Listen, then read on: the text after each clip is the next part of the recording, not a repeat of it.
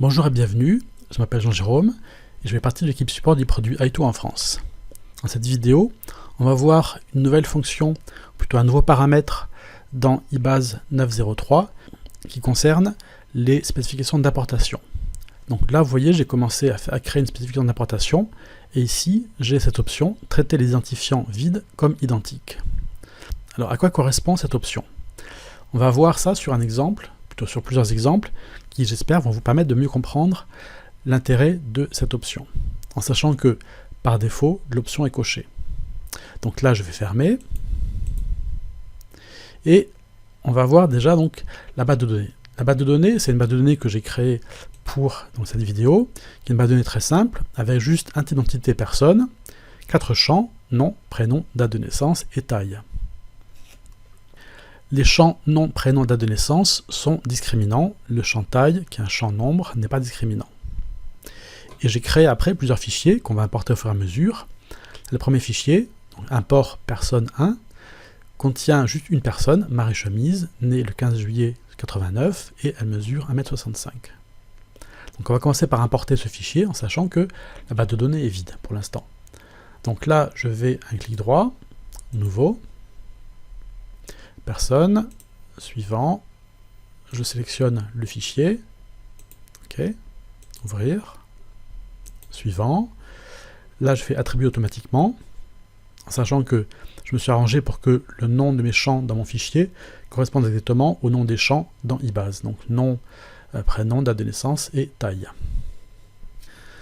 Ok, suivant, vérifier, si une partie qu'on a trouvée, on va faire mettre à jour, même si pour l'instant, comme la base de données est vide, pour l'instant ça ne sert pas grand chose, et sinon création.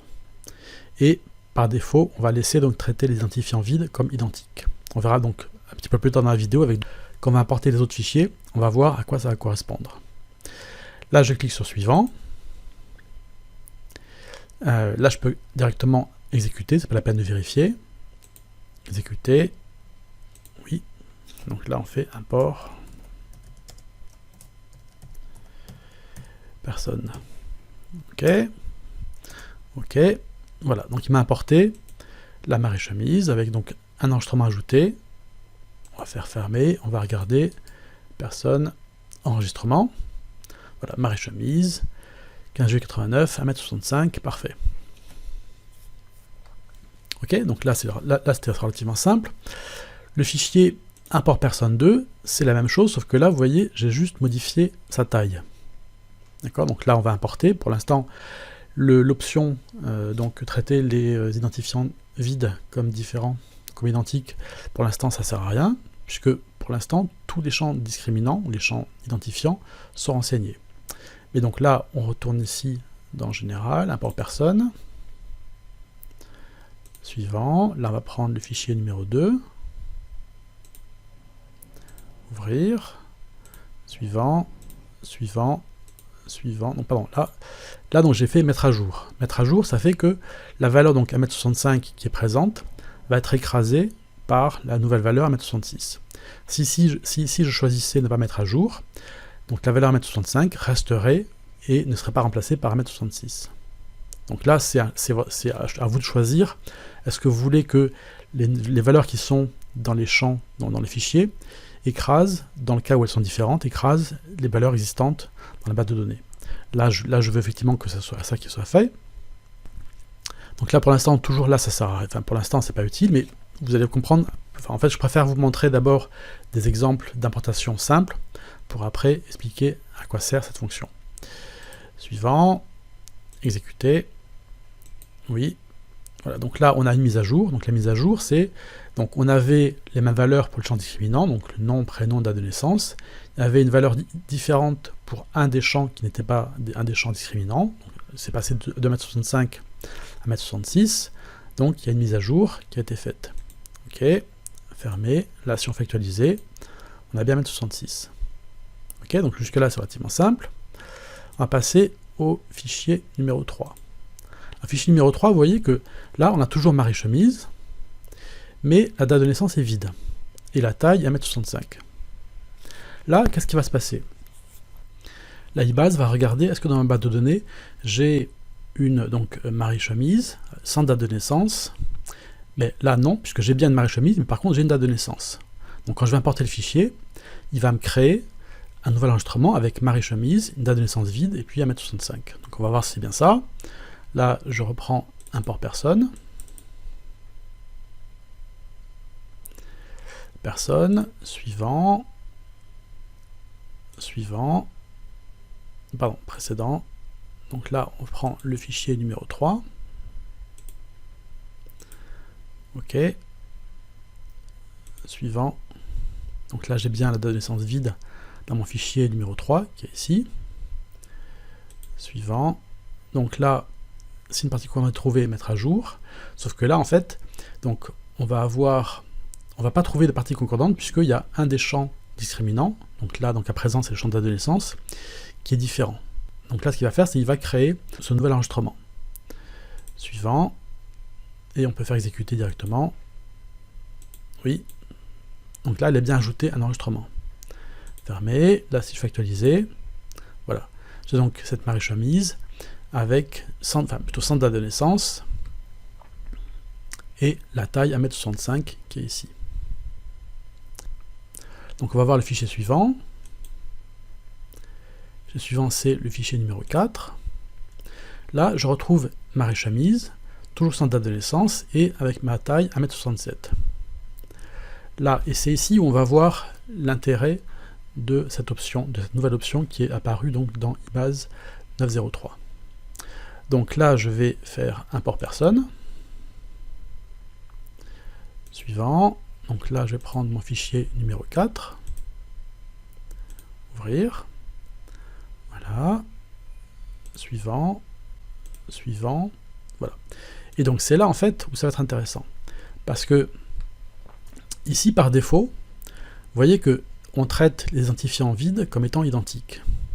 Là, ça veut dire quoi? Ça veut dire que dans mon fichier ici, mon fichier donc numéro 4, j'ai une Marie Chemise avec une date de naissance vide et une taille 1m67. Et dans ma base de données, j'ai une Marie Chemise avec une date de naissance vide et une taille 1m65. Alors la taille ici, en fait pour l'instant on s'en moque, parce que nous ce qu'on va regarder uniquement, c'est les champs discriminants, ou les champs donc identifiants.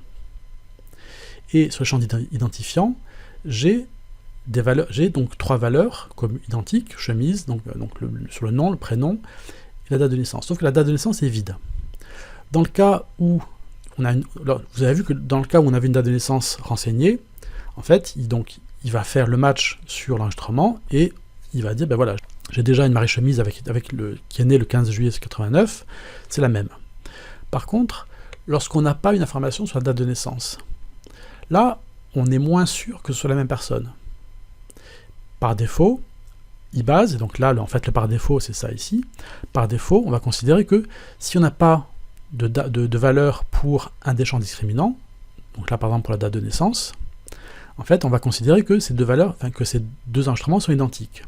Donc là, si je laisse cocher ça ici, lui, ce qu'il va faire, c'est qu'il va voir Marie Chemise date de naissance vide.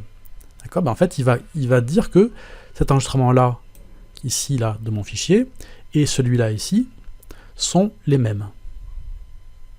Alors que par contre, si on décoche ça, on va dire à IBase de traiter les enregistrements pour lesquels les identifiants sont vides comme étant différents. Donc, vous allez voir, avec des exemples, ce sera plus parlant. Donc là, pour l'instant, on va laisser la valeur par défaut. Okay, donc on traite les identifiants vides comme identiques. Donc ça veut dire qu'il va dire que cet enregistrement-là et celui-ci dans la base de données sont les mêmes. Donc il va écraser la 1m65 par 1m67. Suivant. Exécuter. Oui. Voilà. Et donc là, vous voyez que il a fait mise à jour 1. Fermé. Là, si je fais actualiser, 1m67. Donc ça, c'est la façon, jusqu'à présent, par défaut, d'IBase. Là, si je prends le fichier numéro 5, là, j'ai toujours ma Marie Chemise, sans date de naissance, avec une taille d'1m63. Et donc là, on va enfin voir quel est l'impact de cette option, si on la décoche. Donc là, je reviens ici, import personne, je double-clique. Suivant. Là, donc, je prends le fichier numéro 5. Ouvrir. Suivant. Suivant. Et là, je décoche. Donc là, quand je décoche, qu'est-ce qu'il va faire eBase? Quand eBase va voir cet enregistrement, donc avec Marie Chemise, date de naissance vide et 1m63, il va regarder, est-ce que dans ma base de données, j'ai une Marie Chemise. Enfin, en fait, il va voir que j'ai un des champs qui est vide. Et il va voir, est-ce que dans ma base de données, j'ai un enregistrement avec une Marie Chemise et un enregistrement vide? Oui, mais comme la valeur ici de date de naissance est vide, en fait, il ne va pas considérer que ces deux enregistrements sont les mêmes. Il va me créer un nouvel enregistrement avec Marie Chemise, date de naissance vide et 1m63. Donc on va voir. Suivant. Là, on peut faire exécuter directement. Oui. Importance de terminer. OK. Et voyez. Et voilà. Et donc là, vous voyez que il m'a ajouté un enregistrement. Là, si je clique sur fermer et actualiser, là, il m'a rajouté cet enregistrement. Alors, pourquoi il fait ça?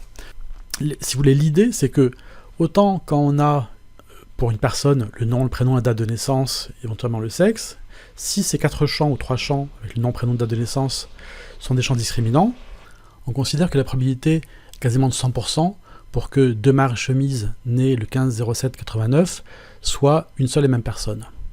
Alors par contre, si j'ai juste 2 Marie Chemise, mais sans date de naissance, là, la probabilité baisse quand même assez fortement pour que ces deux personnes-là soient les mêmes. En tout cas, on est moins sûr que ce soit les mêmes.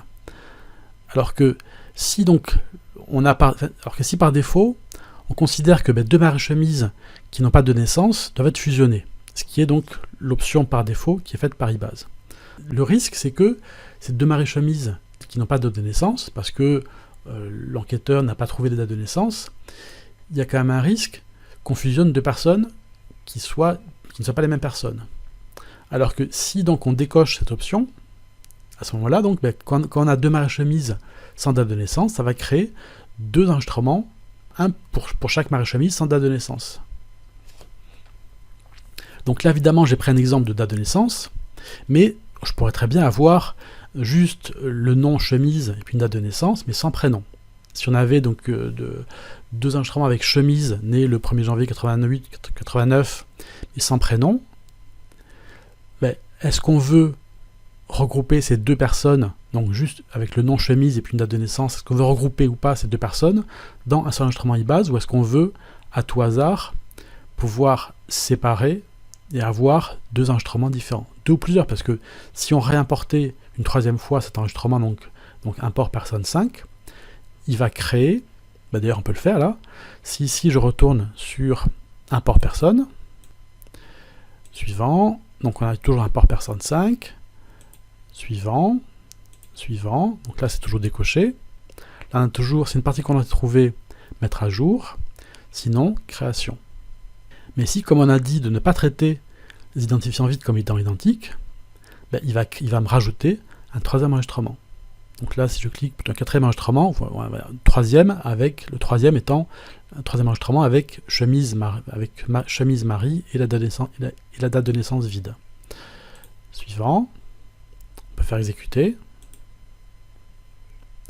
Ok, voilà, donc là il m'a rajouté encore un enregistrement. Fermé, actualiser. Donc après, alors encore donc toujours un exemple qui est un petit peu plus complexe encore. Que se passe-t-il lorsqu'on a dans un fichier 3 enregistrements avec Marie Chemise et sans date de naissance? Donc là, si je clique sur donc importer, suivant, suivant, suivant, là je laisse décocher traiter les identifiants vides comme étant identiques. Là, ce que ça va faire, donc ça va prendre le premier enregistrement ici, donc chemise Marie, la taille 1m60. Comme on a dit de ne pas traiter les identifiants vides comme étant identiques, ça va me rajouter ici une nouvelle ligne, avec donc Marie Chemise, sans date de naissance. Et la taille va être 1m60. Mais ici, comme on importe un fichier, et si donc on a 3 enregistrements dans le même fichier avec donc Marie Chemise sans date de naissance et la taille 1m60, 62, 58, Ce qu'il va faire, c'est qu'il va commencer par importer cet enregistrement-là, puis il va importer celui-là, mais celui-là, comme il fait partie du même fichier, en fait, il va écraser la valeur 1m60 qui sera rajoutée donc au nouvel enregistrement qui sera ajouté ici, qui sera créé ici. Il va remplacer 1m60 par 1m62, puis par 1m58.